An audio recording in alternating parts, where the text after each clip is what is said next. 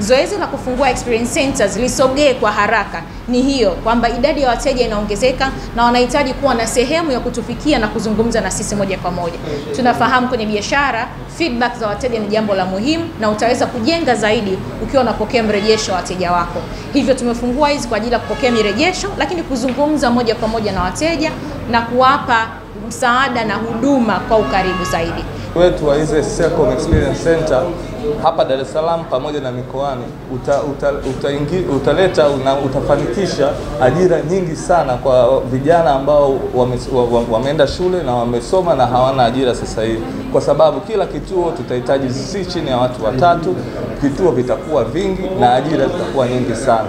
Endeleeni kushirikiana na Selcom pamoja na kuongelea Selcom Pesa. Sasa hivi ukiweza kuongea na ukamshawishi rafiki aweze kupata Selcom Pesa au aweze kufungua akaunti ya Selcom Pesa, unapata shilingi 2000 nzima. Kwa hiyo